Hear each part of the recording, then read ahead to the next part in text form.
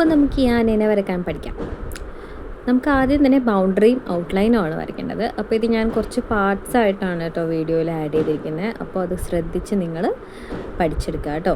വളരെ പതുക്കെ പഠിച്ചാൽ മതി. ഞാനിപ്പോൾ ഒരു സ്ക്വയർ വരയ്ക്കുന്നത് എന്തിനാണെന്ന് വെച്ചിട്ടുണ്ടെങ്കിൽ ഈ ഒരു ബോക്സിൻ്റെ ഉള്ളിൽ വേണം നമ്മൾ ഈ ആനേനെ ഉൾക്കൊള്ളിക്കാൻ. അതായത് നമ്മൾ ബ്രൈഡിൻ്റെ ഒരു കൈയായിട്ട് അതിനെ നമ്മൾ സങ്കല്പിക്കണം, എന്നിട്ട് വേണം വരയ്ക്കാൻ. അപ്പോൾ അത്രയും ചെറിയ ഫിഗേഴ്സ് വരച്ച് പഠിക്കുക എന്നുള്ളതാണ് മെയിനായിട്ടുള്ള കാര്യം. ഏറ്റവും വലിയ ഫിഗർ വരയ്ക്കുമ്പോൾ എന്താ പറയുക, നമുക്ക് ക്ലാരിറ്റി കിട്ടാനും എല്ലാത്തിനും എളുപ്പമാണ്. പക്ഷേ കുഞ്ഞു കുഞ്ഞു ഫിഗേഴ്സ് നല്ല ക്ലാരിറ്റി വരയ്ക്കാനാണ് പാട്. അപ്പോൾ അതനുസരിച്ച് നമ്മൾ ഇതുപോലൊരു ബോക്സ് വരച്ചു കൊടുക്കുക. ബോക്സിൻ്റെ ഉള്ളിലാണ് നമ്മൾ ഈ ആനേനെ ഇൻക്ലൂഡ് ചെയ്യാൻ പോകുന്നത്. അപ്പോൾ ഫസ്റ്റായിട്ട് നമ്മൾ ചെയ്യേണ്ടത് അതുപോലെ ഒരു കേർവ്, ഒരു പോലത്തെ കേർവ് വരച്ചു കൊടുക്കുക എന്നുള്ളതാണ്. ആനയുടെ തലയായിട്ടാണ് കേട്ടോ അത് വരുന്നത്. അതിനുശേഷം അവിടെ നിന്ന് പയ്യെ ബെൻഡ് ചെയ്ത് ആനയുടെ തുമ്പിക്കൈയിലേക്കാണ് നമ്മൾ പോകുന്നത്. അപ്പം തുമ്പിക്കൈ താഴ്ന്നിരിക്കുന്ന ആനേനെയാണ് നമ്മൾ ആദ്യം പഠിക്കാൻ പോകുന്നത്. അത് കഴിഞ്ഞ് പിന്നെ ചെറിയൊരു ഡിഫറൻസ് മാത്രമേ ഉള്ളൂ, തുമ്പിക്കൈ ഇങ്ങനെ പൊക്കി നിർത്തിയിരിക്കുന്ന ആനേനെ പഠിക്കാം. അപ്പോൾ ആദ്യം നമുക്ക് തുമ്പിക്കൈ താഴേക്കുള്ള ആനേനെ പഠിക്കാം. ഇതാണ് ഏറ്റവും ബേസിക്. പിന്നെ ഒരു ചെറിയ സ്പേസിലൊക്കെ ഉൾക്കൊള്ളിക്കാൻ ഈ ഒരു തുമ്പിക്കൈ താഴേക്കുള്ള ആനയാണ് ബെറ്റർ. അതിനുശേഷം നമുക്ക് ആനയുടെ ചെവിയാണ് വരയ്ക്കേണ്ടത്. ആ ഒരു കേർവിൻ്റെ അറ്റത്ത് നിന്ന് നമുക്ക് തുടങ്ങിക്കഴിഞ്ഞാൽ ഇതുപോലെ ചെവി ഇതുപോലെ നമ്മൾ വരച്ചെടുക്കണം. ഇത് ഇപ്പോൾ അതുപോലൊരു ചെറിയ എസ് ഷേപ്പ് കൊടുക്കണം എന്നൊന്നുമില്ല, നേരെ ഇങ്ങനെ വരച്ചാലും മതി. ഓക്കെ, അത് നിങ്ങളുടെ ഇഷ്ടം പോലെ. ഇപ്പോൾ തൽക്കാലം നമുക്ക് ഇങ്ങനെ പഠിക്കാം. അത് കഴിഞ്ഞ് ആ ഒരു തുമ്പിക്കൈയുടെ ഒരു ബെൻഡ് വരുന്നില്ലേ, ആ ബെൻഡിൻ്റെ ഏകദേശം ഒരു 1/4 പാർട്ടിൽ നിന്നുകൊണ്ട് തന്നെ നമ്മൾ ആ ഒരു പാർട്ടിന് നേരെ വിട്ടിട്ട് അവിടെ നിന്ന് നമ്മൾ കൊമ്പാണ് വരച്ചു കൊടുക്കുന്നത്. ചെറിയ കൊമ്പാണ്. അത് മുകളിലേക്ക് വരയ്ക്കണമെങ്കിൽ മുകളിലേക്ക് വരയ്ക്കാം, താഴേക്ക് വരയ്ക്കണമെങ്കിൽ താഴേക്ക് വരയ്ക്കാം. അത് നമുക്ക് എങ്ങനെയാണ് ആ കൊമ്പ് വേണ്ടത് അതുപോലെ നമുക്ക് വരച്ചെടുക്കാം. പിന്നെ ആ കൊമ്പ് നിൽക്കുന്ന ഒരു സ്ഥലമുണ്ട്, അതിനെ നമ്മൾ ഈ ഒരു ഷേപ്പിലാണ് വരച്ചെടുക്കുന്നത്. അത് ശ്രദ്ധിച്ച് വരയ്ക്കണം. ആ കൊമ്പിൻ്റെ അവിടെ നിന്ന് നമ്മൾ ഇങ്ങനെ വരച്ച് ചെവിയുടെ അവിടെ വരെ മുട്ടിക്കണം. ഇനിയിപ്പോൾ ഞാൻ ചെയ്യുന്നത് എന്താണെന്ന് വെച്ചാൽ, ഈ ചെവി ഇങ്ങനെ തൂങ്ങി നിൽക്കുമല്ലോ ആനയുടെ, അപ്പോൾ ആ തൂങ്ങി നിൽക്കുന്ന ആ ഒരു സൈഡ് വരയ്ക്കാനാണ് ആ ഒരു ചെറിയ ട്രയാങ്കിൾ ആ ചെവിയുടെ അവിടെ നമ്മൾ വരച്ചിരിക്കുന്നത് കേട്ടോ. അതും നമ്മളൊന്ന് വരച്ചു കൊടുക്കും, കുറച്ച് റിയലിസ്റ്റിക് ആയിരിക്കും. കൊമ്പിൻ്റെ താഴെ നിന്ന് നമുക്ക് തുമ്പിക്കൈനെ ജോയിൻ ചെയ്ത് കൊടുക്കാം. ഇപ്പോൾ ഏകദേശം ആനയുടെ ആ ഒരു ഹെഡിൻ്റെ പാർട്ട് കംപ്ലീറ്റ് ആയിട്ടുണ്ട്. ഓക്കെ, ഇനി നമുക്ക് ബാക്കിയുള്ള കാര്യങ്ങളൊക്കെ കുറച്ചും കൂടി എളുപ്പമാണ്. ഈ ഒരു പാർട്ട് പഠിച്ചെടുക്കാനാണ് ഇച്ചിരി പാട്. അപ്പോൾ അത് നമ്മൾ ശ്രദ്ധിച്ച് പഠിക്കുക. ഇത് ആ ഒരു നെക്ക് പീസിൽ നമ്മൾ കുറച്ച് ഓർണമെൻറ്റ്സ് ഇട്ട് കൊടുക്കുകയാണ് കേട്ടോ. ആനയ്ക്കൊരു മാല ഇട്ട് കൊടുക്കുകയാണ്. അപ്പോൾ നമ്മൾ സൈഡ് മാത്രമാണല്ലോ കാണുന്നത്, സൈഡിൽ നിന്നുള്ള ഒരു വ്യൂ ആയതുകൊണ്ട് പകുതി മാത്രമേ ഞാൻ വരയ്ക്കുന്നുള്ളൂ കേട്ടോ. അത് നിങ്ങളുടെ ഇഷ്ടം പോലെ. താഴേക്ക് തൂങ്ങിക്കിടക്കുന്ന മാലയ്ക്ക് ആൾക്കാർ വരയ്ക്കാറുണ്ട്, അതൊക്കെ നിങ്ങളുടെ ഇഷ്ടം പോലെ ചെയ്യാം കേട്ടോ. അപ്പോൾ ആ ചെവിയുടെ അവിടം വരെയാണ് ഞാൻ ആ ഓർണമെൻറ്റ് വരച്ചു കൊടുക്കുന്നത്. ഈ അവിടെ നിന്നാണ് നമ്മൾ കാലൊക്കെ വരയ്ക്കേണ്ടത് കേട്ടോ. അപ്പോൾ ആ ഓർണമെൻറ്റിൻ്റെ ഒരു ജസ്റ്റ് ഒരു 1/4 നമുക്ക് ഒരു എസ് ഷേപ്പിൽ ബെൻഡ് ചെയ്ത് നമുക്ക് കാല് താഴേക്ക് കൊണ്ടുവരാം. ഓക്കെ, എസ് ഷേപ്പാണ് അവിടെ വന്നിരിക്കുന്നത്. ഒരു ചെറിയൊരു ഇങ്ങനെ ഒരു ബെൻഡ് വന്നിട്ടുണ്ട്. സോ അത് നോക്കി വരയ്ക്കുക. അതിനുശേഷം നമ്മൾ ആനയുടെ ബാക്കിയുള്ള ബോഡി പാർട്ടാണ് ഇനി വരയ്ക്കാൻ പോകുന്നത്. അവിടെ നമുക്ക് കുറച്ച് എളുപ്പമാവാൻ വേണ്ടിയിട്ട് നമുക്ക് ഒരു കർട്ടൻ പോലെ ഇട്ട് കൊടുക്കാം. നമ്മൾ ഈ റോയൽ എലഫൻസിലൊക്കെ കാണുന്ന ഒരു കർട്ടനില്ലേ, അതിട്ട് കൊടുക്കുക. അപ്പോൾ നമുക്ക് കുറേ സാധനങ്ങളൊക്കെ വരയ്ക്കാനുള്ളത് ഒഴിവായി കിട്ടും. അതാണ് ബിഗിനർ ഫ്രണ്ട്ലി ആയിട്ടുള്ള ഒരു ആനയാണിതെന്ന് ഞാൻ പറഞ്ഞത് കേട്ടോ. അപ്പോൾ ആ കർട്ടൻ താഴേക്ക് വരച്ചു കൊടുത്തിട്ട് അതിനെ നീട്ടി നമ്മൾ എന്ത് ചെയ്യുക, ഒരു സ്ക്വയർ ഷേപ്പാക്കി എടുക്കുക. അപ്പോൾ നമ്മുടെ മനസ്സിലുണ്ടായിരിക്കണം നമുക്ക് എന്തോരമാണ് സ്പേസ് ഉള്ളത്. അപ്പോൾ അതനുസരിച്ച് വേണം നമ്മൾ എന്ത് ചെയ്യാൻ, ആ കർട്ടൻ്റെ നീളമൊക്കെ തീരുമാനിക്കാം. നമ്മൾ ഒരുപാട് നീട്ടിയൊക്കെ കൊടുത്തു കഴിഞ്ഞാൽ അതനുസരിച്ച് ബാക്കിലെ ഭാഗം വരണം. അപ്പോൾ അതൊക്കെ മൈൻഡിൽ വെച്ചിട്ട് വേണം കേട്ടോ. അപ്പോൾ ഞാൻ ഈ ഒരു സ്ക്വയർ ഷേപ്പിലാണ് ആ ഒരു കർട്ടൻ ഞാൻ കൊടുക്കുന്നത്. അപ്പോൾ ഈ കർട്ടൻ കൊണ്ട് പല ഭാഗങ്ങളും വരയ്ക്കേണ്ടത് മറഞ്ഞു പോകും കേട്ടോ. അപ്പോൾ നമുക്ക് എളുപ്പത്തിൽ ഈ ഒരു ആനയുടെ ഷേപ്പിലേക്ക് എത്താൻ പറ്റും. ഇനി ആ കർട്ടൻ്റെ ആ ഒരു ലാസ്റ്റ് ഭാഗത്ത് നിന്ന് ആനയുടെ ബാക്കിലത്തെ ആ സൈഡ് നമ്മൾ വരച്ചു കൊടുക്കുക. കുറച്ച് നല്ല കേർവി ആയിട്ട് വേണം ആനയുടെ ബാക്ക് സൈഡ് വരയ്ക്കാൻ. നമ്മൾ കണ്ടിട്ടുള്ളതല്ലേ, ആനയുടെ നല്ല കേർവി ആയിട്ടുള്ള ഒരു ബാക്ക് സൈഡാണ്. അപ്പോൾ അത് നമ്മൾ നന്നായിട്ട് വരച്ചു കൊടുക്കുക. വരച്ചു കൊടുത്തതിന് ശേഷം നമ്മൾ കാലെല്ലാം നന്നായിട്ട് ഫില്ല് ചെയ്യുക. അപ്പോൾ കാല് നമ്മൾ ഫില്ല് ചെയ്യുമ്പോൾ എപ്പോഴും ഒരു സ്ട്രെയിറ്റ് അല്ല എപ്പോഴും. ഈ ആനയുടെ കാലെന്ന് പറയുമ്പോൾ ഇങ്ങനെ ഒരു എന്താ പറയുക, ഒരു ബെൻഡ് വരുന്നുണ്ട്, അങ്ങോട്ടും ഇങ്ങോട്ടും ഒരു ബെൻഡ് വരുന്നുണ്ട്. ആ ബെൻഡ് നമ്മൾ കൃത്യമായിട്ട് വരച്ചു കൊടുക്കണം. ഓക്കെ. അപ്പോൾ ആ ബെൻഡ് വരച്ചു കൊടുക്കുക. അടുത്ത കാലും കൂടി നമ്മൾ വരച്ചു കൊടുക്കുക. ഇപ്പോൾ നമ്മൾ 2 കാലാണ് കാണുന്നത്. ഓക്കെ. അപ്പോൾ ആ ഒരു കാല് നല്ല വേവി ആയിട്ട് ഒരു കണ്ടില്ലേ, ആ കാലിൻ്റെ ആ ഒരു ഷേപ്പ് കിട്ടുന്ന രീതിയിൽ വേണം വരയ്ക്കാൻ. പിന്നെ ബാക്കിയുള്ള 2 കാല് അപ്പുറത്തെ സൈഡിലാണ്. അതുകൊണ്ട് നമുക്ക് എന്ത് ചെയ്യാം, ചെറിയ രീതിയിൽ മാത്രം അതിനെ കാണിച്ചാൽ മാത്രം മതി. ഓക്കെ. അപ്പോൾ അടുത്ത കാല് നമ്മൾ അപ്പുറത്തെ സൈഡിൽ 2 കാല്, ഒരാന നടക്കുന്ന ഒരു ഫീല് കിട്ടണം എന്നുള്ളതാണ് കേട്ടോ. ബിഗിനേഴ്സ് ആകുമ്പോഴത്തേക്കും കുറച്ച് ശ്രദ്ധിച്ചാൽ മതി, കുഴപ്പമൊന്നുമില്ല. ഒരു 3-4 തവണ നിങ്ങൾ ചെയ്ത് പഠിച്ചാലേ കിട്ടുള്ളൂ. അതിനുശേഷം ലാസ്റ്റ് നമുക്ക് വാല് വരച്ചു കൊടുക്കാം. ഓക്കെ. അപ്പോൾ നമ്മുടെ ഔട്ട്ലൈനിങ് പ്രോസസ്സ് ഏകദേശം കഴിഞ്ഞിട്ടുണ്ട്. ഇതാണ് ഔട്ട്ലൈൻ എന്ന് പറയുന്നത്. ഒരു ആനയുടെ ഔട്ട്ലൈനാണ് നമ്മൾ ചെയ്തിരിക്കുന്നത്. ഔട്ട്ലൈൻ നമ്മൾ ഏകദേശം എങ്ങനെയെങ്കിലും ഇതുപോലെ ഒന്ന് വരച്ച് ഒപ്പിക്കുക. ഇനി ബാക്കിയുള്ള പാട്ടെന്ന് പറയുന്നത് ഞാൻ അടുത്ത പാർട്ടായിട്ട് ഇടാം.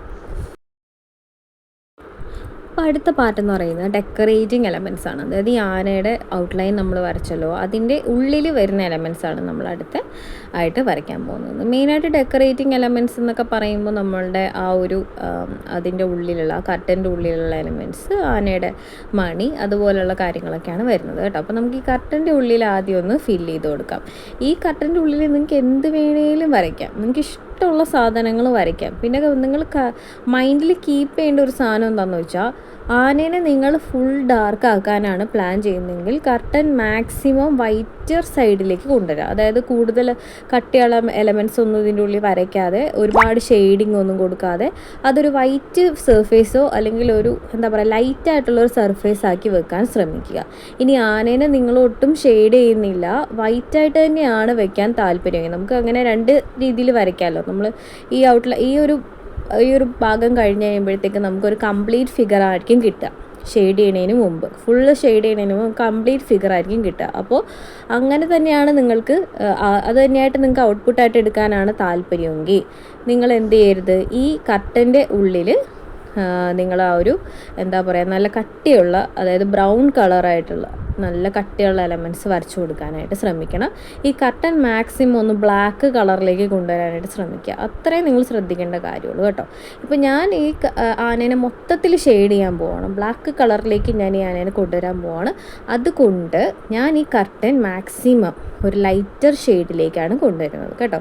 അല്ലെങ്കിൽ നമുക്ക് ഒരു അറിയാതെ ആയിപ്പോവും, അതുപോലെ ഒരു അഭംഗി ആയിപ്പോവും. അപ്പോൾ അത് ഒഴിവാക്കാനായിട്ട് ഞാൻ ഇത് മൊത്തം ഡാർക്കായിട്ട് ഷെയ്ഡ് ചെയ്യുന്നത് കൊണ്ട് ഞാൻ ഈ കർട്ടൻ്റെ സൈഡ് മാക്സിമം വൈറ്റ് കളറാക്കാനാണ് ശ്രമിക്കുന്നത്. ഞാൻ കർട്ടൻ്റെ ഉള്ളിൽ എന്ത് എലമെൻറ്റ് വേണമെങ്കിലും എനിക്ക് വരയ്ക്കാം കേട്ടോ. പീക്കോക്കിനെ വരയ്ക്കണമെങ്കിൽ പീക്കോക്ക് വരയ്ക്കാം. നിങ്ങൾ ആദ്യം പഠിച്ച ഫില്ലിങ്സും കാര്യങ്ങളൊക്കെ ഉണ്ടാവും, അപ്പോൾ അത് വല്ലതൊക്കെ വരയ്ക്കണമെങ്കിൽ അങ്ങനെ വരയ്ക്കാം. ഞാനിപ്പോൾ ഒരു ലോട്ടസ് വരയ്ക്കാനാണ് പ്ലാൻ ചെയ്യുന്നത് കേട്ടോ. അപ്പോൾ ലോട്ടസ് വരയ്ക്കാനായിട്ട് ആദ്യം ഞാനൊരു പെറ്റൽ വരയ്ക്കാൻ പോകണം. ഞാനൊരു ബോൾഡ് ലോട്ടസാണ് വരയ്ക്കുന്നത്. അത് ഇങ്ങനെയാണ് വരയ്ക്കുന്നത്. ഒരു പെറ്റൽ വരയ്ക്കുക, പെറ്റലിൻ്റെ അവിടെ നമുക്ക് അപ്പുറത്തെ ഇപ്പുറത്തെ ഇതളുകളൊക്കെ കൊടുക്കാം. അപ്പോൾ ബോൾഡ് ലോട്ടസ് ആയതുകൊണ്ട് ഇതുപോലെയുള്ള ഫിഗേഴ്സ് വേണം നമ്മൾ കൊടുക്കാനായിട്ട്. അതായത് ഉള്ളിൽ ബോൾഡായിട്ട് ഉള്ളൊരു ഷെയ്ഡിങ് ആണ് കൊടുക്കാൻ പോകുന്നത്. 2 സൈഡിലും 3 പെറ്റൽസ് വീതമാണ് കൊടുക്കാൻ ഞാൻ പ്ലാൻ ചെയ്യുന്നത്. അപ്പോൾ അതിൻ്റെ ഒരു ഔട്ട്ലൈൻസാണ് ഞാനിവിടെ വരച്ചുകൊണ്ടിരിക്കുന്നത്. അപ്പോൾ അങ്ങനെ രണ്ട് സൈഡിൽ ഞാൻ 3 പെറ്റൽസ് വീതമാണ് ഞാൻ കൊടുത്തിരിക്കുന്നത് കേട്ടോ.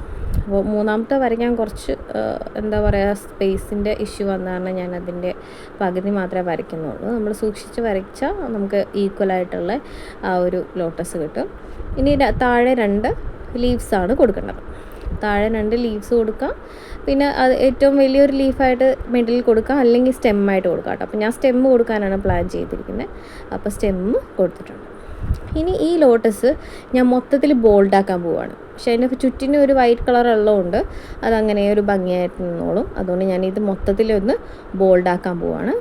അപ്പോൾ ബോൾഡ് ആക്കുന്നതൊക്കെ നമുക്ക് ലാസ്റ്റാണ് നമ്മൾ ഫില്ല് ചെയ്യാൻ പോകുന്നത്. അപ്പോൾ അതവിടെ ഇരുന്നോട്ടെ. ഇനി നമുക്ക് ആനയുടെ ഒരു മൊത്തത്തിലുള്ള ആ ഒരു ലുക്ക് കംപ്ലീറ്റ് ചെയ്യാനായിട്ട് ആനയുടെ കണ്ണ് വരച്ചു കൊടുക്കാം.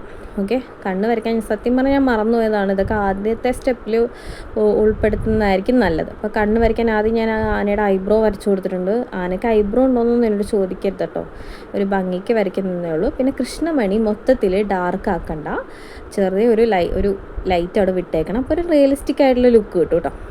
ആന നമ്മൾ നോക്കുമ്പോൾ ആന നമ്മൾ നോക്കുന്ന പോലെ തോന്നില്ല. അപ്പോൾ അത് ആ ഒരു ലുക്ക് കിട്ടാനാണ്.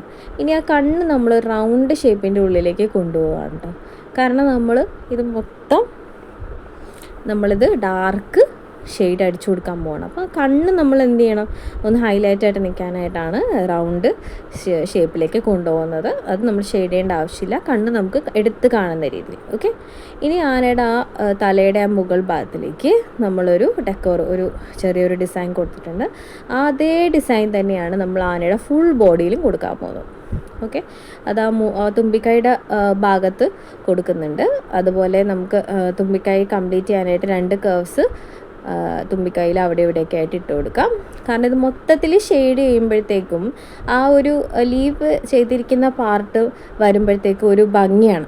മൊത്തം നമ്മൾ ഡാർക്ക് കളർ അടിച്ചു കൊടുക്കുന്നതിന് പകരം ചെറിയ പോർഷൻസ് ലീവ് ചെയ്താൽ അതൊരു ഭംഗിയാണ്. അപ്പോൾ ചെവി ഞാൻ ഡാർക്കാക്കുന്നില്ല, ചെവി ഞാൻ ഇതുപോലെ ഷെയ്ഡ് ചെയ്ത് കൊടുക്കുകയാണ് ചെയ്യുന്നത്. ഷെയ്ഡ് ചെയ്യുമ്പോൾ മാക്സിമം കുറച്ച് വേർട്ടിക്കൽ ഷെയ്ഡിങ് കൊടുക്കാതെ കുറച്ച് ഹോറിസോണ്ടലായിട്ട് ചരിച്ചിട്ട് ഷെയ്ഡ് ചെയ്യാൻ ശ്രമിക്കുക. അപ്പോൾ അത് ചെവി അങ്ങനെയാണല്ലോ ഇരിക്കുന്നത്, അപ്പോൾ അതുകൊണ്ടാണ് ഞാൻ അങ്ങനെ ഷെയ്ഡ് ചെയ്യുന്നത്. നിങ്ങളുടെ ഇഷ്ടം പോലെ ചെയ്യാം. അപ്പോൾ ഔട്ട്ലൈനിങ് നമുക്ക് ചെയ്ത് കഴിയുമ്പോഴത്തേക്കും അത് ക്ലിയർ ആവും കേട്ടോ, ഒരു പോർഷൻ ക്ലിയർ ആവും. അതിനുശേഷം അതേപോലെ നമ്മൾ തലയിലും മൂക്കിലൊക്കെ വരച്ചു കൊടുത്ത പോലത്തെ ഒരു ഡെക്കോർ നമുക്ക് വരച്ചു കൊടുക്കാം കേട്ടോ. ഒരു കാലിൽ അതുപോലെ വരച്ചു കൊടുക്കുക. ഫ്രണ്ട് കാലിൽ നമ്മൾ വരച്ചു കൊടുത്തു, അതുപോലെ തന്നെ ബാക്കിലൊക്കെ നമ്മൾ വരച്ചു കൊടുക്കണം. അതിനു മുമ്പ് നമുക്ക് നഖം വരച്ചു കൊടുക്കുക. ആ കാര്യം മറന്നുപോയി. അപ്പം 3 നഖമാണ് ഞാൻ വരച്ചു കൊടുക്കുന്നത്. അതിൽ ഫ്രണ്ടിലെ നഖം കുറച്ച് വലുതായിരിക്കും, ബാക്കിലേക്ക് പോകുന്തോറും അത് ചെറുതായിട്ട് വരും. ഓക്കെ, അപ്പം അങ്ങനെയാണ് ആനയുടെ കാലിരിക്കുന്നതല്ലോ. അതിനുശേഷം നമ്മളെല്ലാ ഡെക്കോഴ്സും ആ കാലിലുള്ള ഡെക്കറേഷൻസ് എല്ലാം കറക്റ്റായിട്ട് ചെയ്യുക. ബാക്ക് സൈഡിലേക്ക് വരുമ്പോൾ നമുക്ക് ഏകദേശം 3 ഡെക്കോർ വരെ കൊടുക്കാനുള്ള സ്പേസ് അവിടെ ഉണ്ട്. അപ്പോൾ ഒരുപാട് സ്പേസ് ലീവ് ചെയ്യണ്ടല്ലോ എന്ന് ഓർത്തിട്ടാണ് ഞാൻ 3 കൊടുത്തത്. ഇങ്ങനെ കാലയിൽ ഇങ്ങനെ ചുറ്റിയൊക്കെ വെച്ചിരിക്കുന്ന പോലെ, ഇങ്ങനെ തോരണം പോലെ തൂക്കിയിട്ടിരിക്കുന്ന പോലെ മൊത്തത്തിലൊരു ഡെക്കറേറ്റഡ് ആയിട്ടുള്ള ഒരു ആനേനെയാണ് നമ്മളിപ്പോൾ വരച്ച് പഠിച്ചുകൊണ്ടിരിക്കുന്നത്. പക്ഷെ ഭയങ്കര എളുപ്പമാണ്, കാണുമ്പോൾ ഭയങ്കര ഇതുപോലെയൊക്കെ തോന്നും. പക്ഷേ നമ്മൾ സത്യം പറഞ്ഞത് ഭയങ്കര സിമ്പിളായിട്ട് വരച്ചെടുക്കാൻ പറ്റുന്നതാണ്. അപ്പോൾ ഇത് നമ്മുടെ ഡെക്കറേഷൻ പാർട്ട് കഴിഞ്ഞിട്ടുണ്ട്. ഇനി അടുത്ത പാർട്ടിലേക്ക് പോകാം. അടുത്ത പാർട്ടെന്ന് പറഞ്ഞാൽ നമ്മുടെ മോസ്റ്റ് സാറ്റിസ്ഫൈങ് ആയിട്ടുള്ള പാർട്ടാണ് കേട്ടോ. വേറെ ഒന്നുമില്ല, നമ്മൾ ആനേനെ മൊത്തത്തിൽ മൈലാഞ്ചി കൊണ്ട് കവർ ചെയ്തെടുക്കാൻ പോവുകയാണ്. അപ്പോൾ അതുപോലെ ഞാനൊരു 0.5 mm മെഹന്തി ആട്ടോ എടുത്തിരിക്കുന്നത്. കാരണം അത് കുറച്ചുകൂടി മൗത്ത് വലുതായതുകൊണ്ട് പെട്ടെന്ന് നമുക്ക് അത് കഴിയും, ആ ഒരു പ്രോസസ്സ് കഴിയും. നമ്മൾ 0.3 എന്ന് പറയുമ്പോൾ ഞാൻ ആദ്യം എടുത്ത് 0.3 ആണ്. അപ്പോൾ 0.3 ആണ് ഇതുപോലത്തെ ഫിഗേഴ്സൊക്കെ വരയ്ക്കാനും പോർട്രേറ്റ്സ് വരയ്ക്കാനൊക്കെ നമ്മൾ സാധാരണ യൂസ് ചെയ്യുക. അപ്പോൾ കുറച്ച് ഒരു ക്ലാരിറ്റി ഉണ്ടാവും വരയ്ക്കാനായിട്ട്. 0.5 യൂസ് ചെയ്താൽ എന്താ പ്രശ്നം എന്ന് വെച്ചാൽ നമുക്ക് ഭയങ്കര ഡെഫിനിഷൻ വേണ്ട സ്ഥലത്തൊന്നും ഈ സംഭവം വർക്കാവില്ല, മുട്ടിപ്പോകും ലൈൻസ് തമ്മിൽ. നമ്മൾ എവിടെയാണോ നിർത്തേണ്ട അവിടെ ഉദ്ദേശിച്ച ആ ഒരു സ്ഥലത്തൊന്നും നിർത്താൻ പറ്റിയെന്ന് വരില്ല. അപ്പോൾ അത് കാരണം നമ്മൾ 0.5 യൂസ് ചെയ്യാത്തത് ഫസ്റ്റ് തന്നെ. അപ്പോൾ 0.5 ഇപ്പോഴാണ് നമുക്ക് യൂസ് ആവുന്നത്. അത് വലിയ എലമെൻറ്റ്സ് ഒക്കെ വരയ്ക്കാൻ സാധാരണ ഔട്ട്ലൈനിങ്ങിനും ബോർഡർ തിക്നെസ് കൂട്ടാനും ഒക്കെ നമ്മൾ യൂസ് ചെയ്യുന്നത് ഈ 0.5 ആണ്. അതുപോലെ തന്നെ ഫില്ല് ചെയ്യാൻ യൂസ് ചെയ്യുന്നതും 0.5 ആണ്. നമ്മൾ സാധാരണ ഒരു സ്റ്റോറിൽ നിന്നൊരു മെഹന്തി മേടിച്ച് കഴിഞ്ഞാൽ 0.5 mm നമുക്ക് കിട്ടുക. അപ്പോൾ ആ ഒരു തിക്നെസ് ആണെന്ന് മനസ്സിലാക്കണം കേട്ടോ. അപ്പം ഇതുപോലെ തന്നെ ആദ്യം നമ്മൾ ബോർഡർ തിക്കാക്കി കൊണ്ടുവരികയാണ്. ആദ്യം നമ്മൾ ബോർഡർ ഫുള്ള് തിക്കാക്കുക, അതിനുശേഷം മാത്രം ഫില്ല് ചെയ്യാൻ തുടങ്ങാം കേട്ടോ. അതായിരിക്കും കുറച്ച് ബെറ്റർ. അപ്പോൾ ഇതുപോലെ നമ്മൾ ചെയ്യാന്ന് വെച്ചിട്ടുണ്ടെങ്കിൽ ബോർഡർ കറക്റ്റായിട്ട് വരച്ച് ആ ഒരു തിക്നെസ്സിലേക്ക് നമ്മൾ കൊണ്ടുവരാൻ ശ്രമിക്കുക. ബോർഡർ തിക്കാക്കി കഴിഞ്ഞാൽ പിന്നെ നമുക്ക് ഫില്ല് ചെയ്യാൻ എളുപ്പമാണ്. അതുകൊണ്ടാണ് ബോർഡർ ആദ്യം തിക്കാക്കുന്നത്. ബോർഡർ തിക്കാക്കുമ്പോൾ ശ്രദ്ധിക്കേണ്ട കാര്യം എന്ന് വെച്ചാൽ നമ്മൾ ഉള്ളിൽ ആ ഡെക്കറേറ്റ് ചെയ്തിരിക്കുന്ന ആ ഒരു സംഭവങ്ങളൊക്കെ അല്ലേ, കുഞ്ഞു കർവ്സ്, അതൊന്നും തിക്കാക്കണ്ട കേട്ടോ. ആ ഉള്ളിലുള്ള കാര്യങ്ങൾ മൊത്തത്തിൽ വിട്ടേക്ക്, അതൊന്നും വേണ്ട. ഈ ആനയുടെ ബോഡി പാർട്സ് മാത്രമാണ് നമ്മൾ തിക്കാക്കുന്നത് കേട്ടോ. നമ്മൾ ഔട്ട്ലൈൻ എന്ന് പറഞ്ഞ് വരച്ചില്ലേ, ആ ഔട്ട്ലൈൻ ഭാഗം മാത്രമാണ് നമ്മൾ തിക്കാക്കുന്നത്. അത് പ്രത്യേകം ശ്രദ്ധിക്കുക. ഉള്ളിലുള്ള ഒരു എലമെൻറ്റും തിക്കാക്കേണ്ട ആവശ്യമില്ല കേട്ടോ. അപ്പോൾ തിക്കാക്കുമ്പോൾ ശ്രദ്ധിക്കേണ്ട വേറൊരു കാര്യമുണ്ട്. നമ്മൾ വരച്ച ഷേപ്പിൻ്റെ ആ ഒരു ഒറിജിനൽ നമ്മൾ വരച്ചൊരു ഷേപ്പ് ഉണ്ടല്ലോ, ആ ഷേപ്പിൽ നിന്ന് മാറിപ്പോരുത്. അത് മാത്രമാണ് നമ്മൾ തിക്കാക്കുമ്പോൾ ശ്രദ്ധിക്കേണ്ട ഒരു കാര്യം കേട്ടോ. അത്യാവശ്യം ആ ഷേപ്പ് നിലനിർത്തിക്കൊണ്ട് വേണം നമ്മൾ തിക്നെസ് കൂട്ടാനായിട്ട്. നല്ല തിക്കാക്കി വരുമ്പോഴത്തേക്കും ഫിഗറിൻ്റെ ആ ഒരു ഭംഗി പോരുത്. അതേ ഭംഗിയിൽ തന്നെ നമ്മൾ വരച്ചെടുക്കണം. നല്ല ഹെന്ന പ്രോഡക്ട്സ് യൂസ് ചെയ്യുക. നല്ല ഹെന്ന യൂസ് ചെയ്തില്ലെങ്കിൽ വിട്ട് സംഭവം മൊത്തം കൊള്ളാവും. സ്റ്റോർ ബോട്ട് ഹെന്നയൊക്കെ ആണെങ്കിൽ ഇത്തിരി വെള്ളം ആഡ് ചെയ്തിട്ട് സ്റ്റോക്കിങ്സിൽ ഒന്ന് സീവ് ചെയ്തെടുക്കുക കേട്ടോ, അരിച്ചെടുക്കുക. ഈ സ്റ്റോർ ബോട്ട് ഹെന്നയിലൊക്കെ നല്ല രീതിയിൽ എന്താ പറയുക പാർട്ടിക്കിൾസ് ഉണ്ടാവും. അത് ഫിൽട്ടർ ചെയ്തിട്ടൊന്നും അല്ല വരിക. അപ്പോൾ നമ്മളത് ഫിൽട്ടർ ചെയ്തിട്ട് യൂസ് ചെയ്ത ഒരു സെല്ലോഫെയിൻ ഷീറ്റിലേക്ക് മാറ്റിയെടുത്താൽ മതി. പ്രാക്ടീസ് കോൺസ് എങ്ങനെയാണ് ഉണ്ടാക്കണതെന്ന് ഞാൻ പറഞ്ഞുതരാം കേട്ടോ. അപ്പോൾ അത് വേറെ ഒന്നും ചെയ്യണ്ട, നമ്മൾ ആ അവസാനത്തെ 2-3 സ്റ്റെപ്പ് മാത്രം ചെയ്തെടുത്താൽ മതി. അത് പ്രാക്ടീസ് കോൺ എങ്ങനെ ഉണ്ടാക്കാമെന്ന് ഞാൻ അടുത്ത ഒരു വീഡിയോ ആയിട്ട് ഇട്ട് തരാം കേട്ടോ. അതിനുശേഷം നമ്മൾ ലോട്ടസ് ഇപ്പോൾ ബോൾഡ് ചെയ്തുകൊണ്ടിരിക്കുകയാണ്. ലോട്ടസിൻ്റെ ഉള്ളിൽ നമ്മൾ ആ ഒരു ഇടയിലേക്ക് കളറ് കയറാത്ത രീതിയിൽ സൂക്ഷിച്ച് വേണം നമ്മൾ എന്ത് ചെയ്യാൻ, ആ ഒരു ബോൾഡ്നെസ് കൂട്ടാനായിട്ട്. അപ്പോൾ ലോട്ടസിൻ്റെ ലീവ്സും സ്റ്റെമ്മും ഒക്കെ ഞാൻ ബോൾഡാക്കുന്നുണ്ട് കേട്ടോ. മൊത്തം ബോൾഡാക്കി കൊടുക്കുകയാണ്. വേറെ ഒന്നും തന്നെ ഞാൻ ആ കർട്ടൻ്റെ ഉള്ളിൽ ആഡ് ചെയ്യുന്നില്ല കേട്ടോ. നിങ്ങൾക്ക് ഇഷ്ടമുണ്ടെങ്കിൽ പീക്കോക്കിനെയൊക്കെ ആഡ് ചെയ്യാം. ഞാൻ ഇൻസ്റ്റഗ്രാമിലും ഇതിന് മുമ്പിട്ട വീഡിയോയിലും ഞാൻ ഇതിൻ്റെ ഉള്ളിൽ വരച്ചിരിക്കുന്നത് പീക്കോക്കിനെയാണ്. അപ്പോൾ പീക്കോക്ക് വരക്കാൻ ആഗ്രഹമുള്ളവർ പീക്കോക്കിനെ വരയ്ക്കാം. അതിനുശേഷം ഇതേ ടെയിൽ ഞാൻ മൊത്തത്തിൽ ഫില്ല് ചെയ്ത് കൊടുക്കുകയാണ്. ടെയിൽ ഞാൻ ഇനി ബോൾഡ് ആക്കുന്നില്ല, ഫില്ല് ചെയ്ത് കൊടുക്കുകയാണ്. അടുത്തെനിക്ക് ഏറ്റവും ഇഷ്ടപ്പെട്ട പാർട്ടാണ് കേട്ടോ. ഫുള്ള് ഫില്ല് ചെയ്ത് കൊടുക്കാൻ പോവാണ് കേട്ടോ. ഭയങ്കര സാറ്റിസ്ഫൈങ് ആയിട്ടുള്ളൊരു പാർട്ടാണ്. ഇപ്പോൾ ഒരു പ്രാക്ടീസ് കോൺ വെച്ച് ചെയ്യുന്നതുകൊണ്ടാണ് ഇത് ആ ഒരു ഹെന്നയുടെ ഒരു എന്താ പറയുക ഒരു ഇതുകൊണ്ടാണ് അതിങ്ങനെ ഭയങ്കര റഫായിട്ട് തോന്നിക്കുന്നത്. ഓർഗാനിക് കോൺസ് നല്ല ഓർഗാനിക് കോൺസൊക്കെ എടുക്കുകയാണെങ്കിൽ ഉണ്ടല്ലോ ഭയങ്കര സാറ്റിസ്ഫൈങ് ആണ്. ഇതും ഭയങ്കര സാറ്റിസ്ഫൈങ് ആണ് കേട്ടോ, ഇല്ലയെന്ന് ഞാൻ പറയുന്നില്ല.